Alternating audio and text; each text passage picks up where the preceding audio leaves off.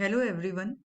आज lesson number 2 forms of business organisations में हम टॉपिक जो लेने जा रहे हैं that is related with the formation of a partnership firm. इस वीडियो में हम रजिस्ट्रेशन क्यों जरूरी है, what is the procedure of it and what is the meaning of partnership deed, all these things are included for the formation of a partnership firm. आपको सिर्फ ये चीज याद रखनी है कि दो चीजें हैं जो हमें करनी है इसमें important. For the formation two things are there, one is the agreement and second is the registration. So first of all let us take agreement. What is the agreement? Agreement means how the partnership will work and how it is going to be decided. It is going to be decided by the partnership deed.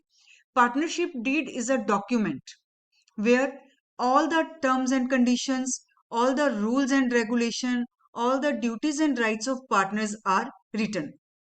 And all these things are written on a stamped paper.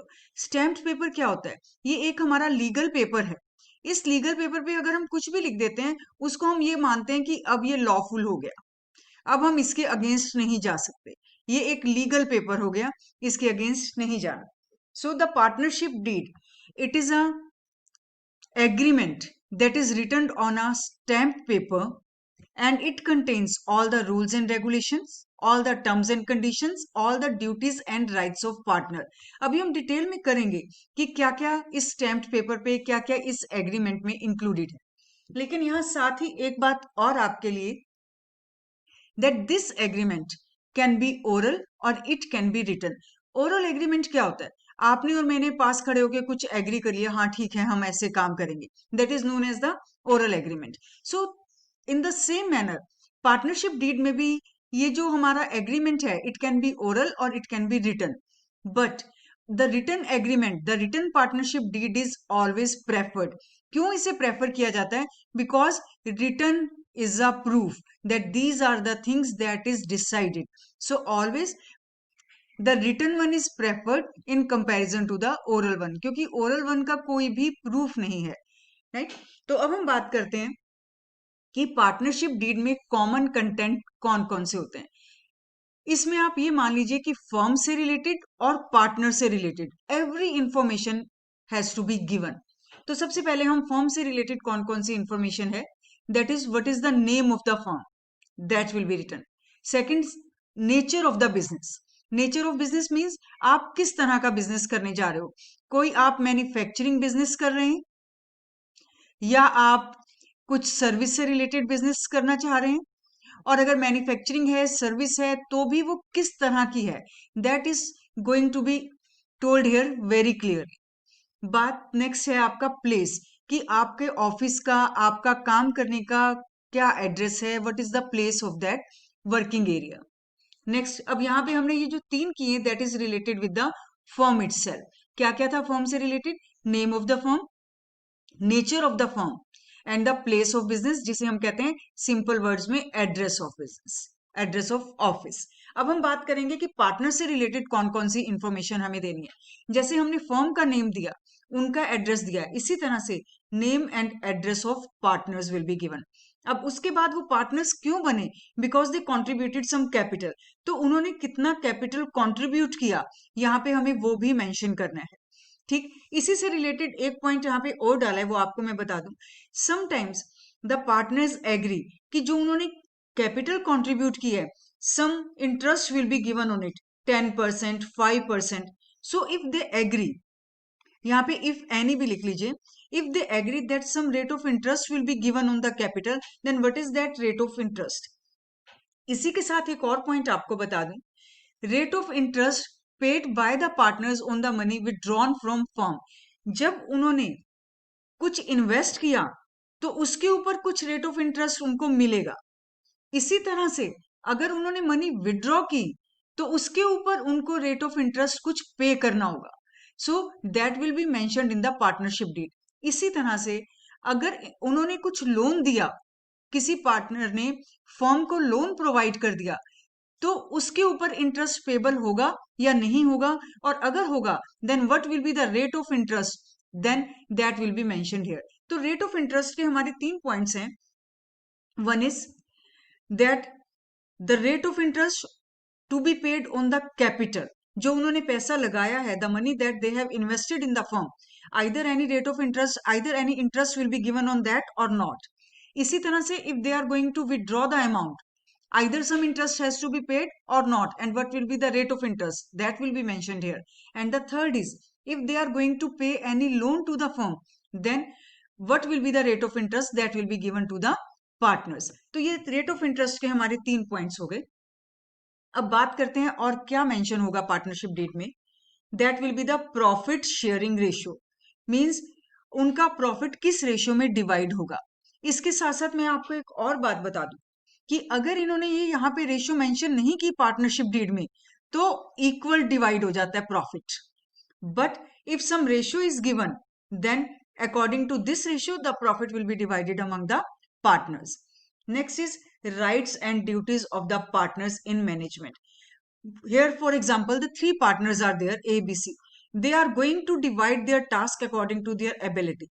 So these rights, these duties will be mentioned in the partnership deed, means what will be done by each and every partner and what are the rights that they will be having.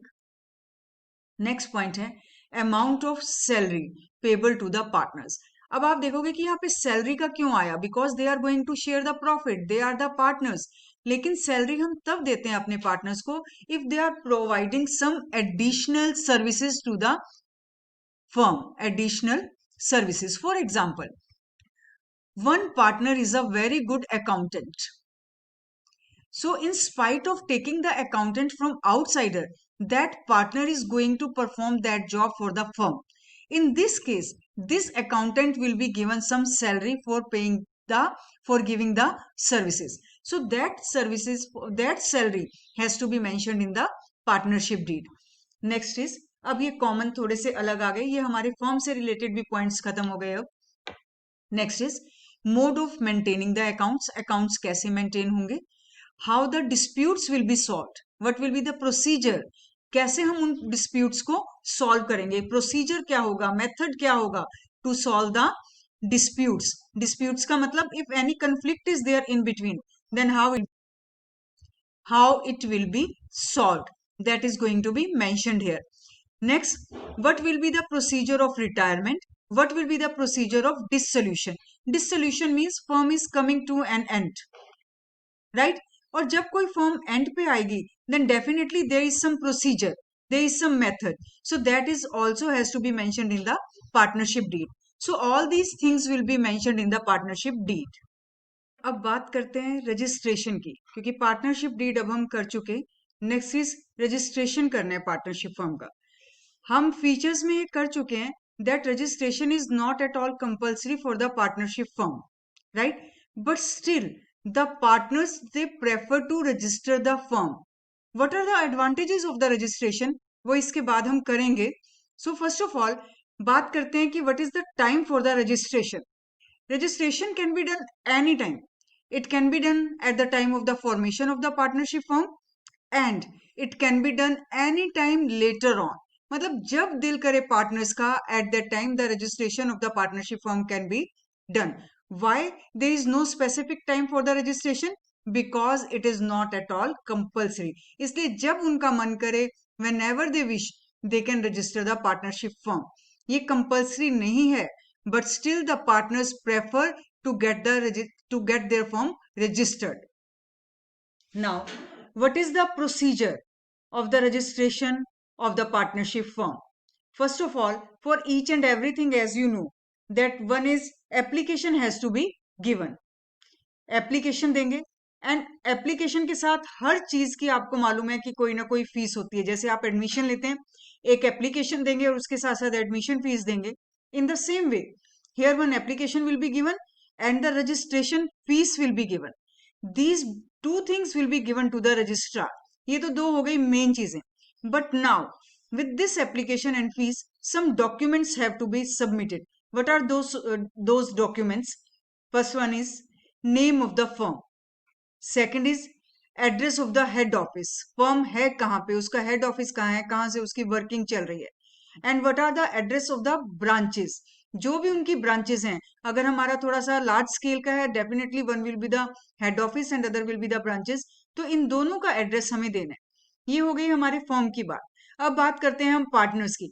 इसी तरह से हमें ये बताना है यहाँ पे partners का नेम एंड एड्रेस। एड्रेस है permanent address of the partners, और साथ में when they were admitted as a partners in the partnership firm, उन्होंने पार्टनरशिप फर्म को कब ज्वाइन किया, उस डेट को भी हमें मेंशन करना है, उसका डॉक्यूमेंट देना है। Next is duration of the firm, कि फर्म कितने टाइम पीरियड के लिए है, that has to be specified within the documents. तो हमारे देखिए टोटल 8 डॉक्यूमेंट्स हैं, टोटल 8 चीजें हैं जो हमें सबमिट करनी है रजिस्ट्रार को।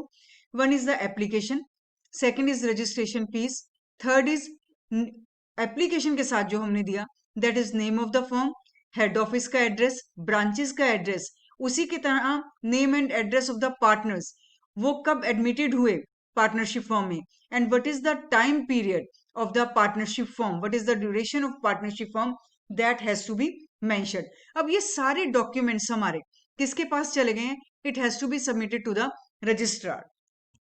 और अगर रजिस्ट्रार इन सब डॉक्यूमेंट्स को वेरीफाई करता है और सेटिस्फाइड है, then definitely he is going to issue the certificate of registration. ठीक, लेकिन एक बात और भी है यहाँ पे, दैट द एप्लीकेशन जो हमने सबसे पहले सबमिट किया रजिस्ट्रार को, this application must be signed by all the partners. अगर ये साइंड नहीं है then definitely it has no value in the eyes of law. तो एप्लीकेशन साइंड होनी चाहिए, उसके बाद रजिस्ट्रार सब डॉक्यूमेंट्स को वेरीफाई करेगा। If satisfied all the documents are genuine, in that case the certificate of registration will be issued to the partnership firm. और जब ये सर्टिफिकेट ऑफ रजिस्ट्रेशन इश्यू हो जाएगा, then it is a evidence that the firm is in the existence, right. और अगर अब क्योंकि सारे डॉक्यूमेंट्स रजिस्ट्रार के पास हैं, in future if any change is going to be done, capital कुछ चेंज हो जाए, कोई नया पार्टनर आ जाए, तो वो सारी इंफॉर्मेशन रजिस्ट्रार को देनी होगी, so that the documents can be updated. तो यहां तक हमने यहां बात कर ली है कि रजिस्ट्रेशन किसी भी टाइम किया जा सकता है, रजिस्ट्रेशन कंपल्सरी नहीं है, और उसका प्रोसीजर क्या है। ठीक, अब इसके बाद हम बात करते हैं consequences of the registration। अभी आपको बताया that in the partnership firm registration is not at all compulsory, but still the partners they prefer to get the firm registered। जब वो कंपल्सरी नहीं है तब भी क्यों पार्टनर्स इस बात का, उनको एक their intent to register the firm, क्यों इस बात की उनमें इच्छा रहती है कि फर्म को रजिस्टर करवाना है, because a registered firm it get some advantages. So what are those advantages that a registered firm gets? First of all, if the firm is registered, then this firm can file a case against the outsiders। ये जो partnership firm है, ये outsiders के against कोई भी case file कर सकती है। पार्टनरशिप फर्म अपने पार्टनर्स के अगेंस्ट कोई केस फाइल कर सकती है अगर उसको लगता है मेरे पार्टनर्स डिसऑनेस्ट हैं। तो इस तरह से पार्टनरशिप फर्म के 2 पॉइंट्स हो जाते हैं, that the partnership firm can file a case against the outsider and the partnership firm can file a case against the partners। कोई भी पार्टनर अगर डिसऑनेस्ट है, then the firm can also file a case against the partners। अब ये 2 points बनेंगे on the behalf of the partner।